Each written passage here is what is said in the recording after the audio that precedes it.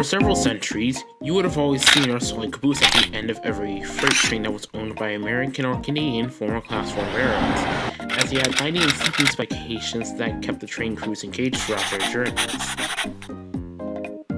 However, as the late 20th century progressed for the freight railroads, the writing was on the wall that while it was fun to have a caboose at the end of every freight train, it was becoming expensive to maintain them, not to mention that they're almost nearing the end of their lifespan, resulting in some freight trains going cabooseless.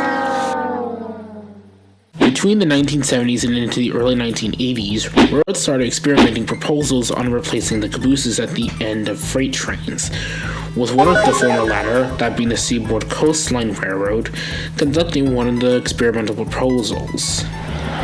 Their proposal was, why bother putting two crews on each end of the train when you could put them in a specific place, mainly the locomotives. So that was put to the test. They eventually selected a GE B23-7 locomotive for the basis model, and had the locomotive manufacturer, that being General Electric's or GE for short, to keep the frame and B unit the same measure, but enlarged the cab's width to fit the locomotive's train crew.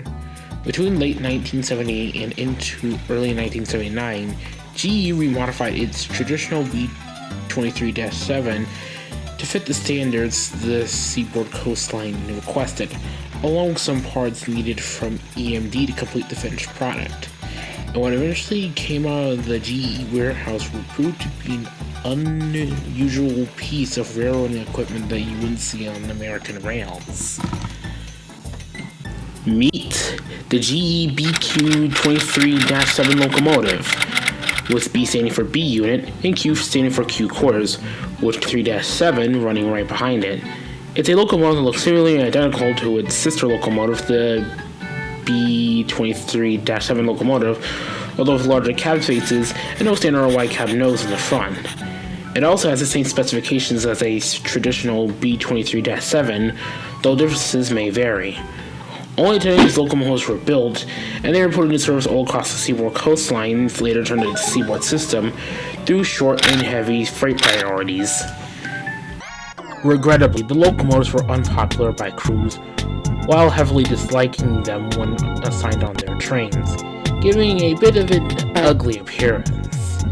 They were given the nicknames of the Ugly Duckling, Buses, Hammerheads, and finally, Anglo Cruises, given the fact that its cab hood looks exactly like a trainer-class cruiser warship used by the US Navy. Despite their unpopularity, these units continued their services throughout the 90s and up into the 2000s, when the Seaboard system was merged to create CSX, where they only saw their services as trailing units, until they were all scrapped in 2001. In short, the BQ23-7s were just an interesting experiment by the Seaboard Coastlines. It proved that while it was possible to house crews in locomotives, it wasn't an effective replacement. But despite being the ugly duckling among the railroad, it still holds a special heart in the railroad history books, as one of CSX's interesting and unique locomotives ever setting foot in the railroad industry.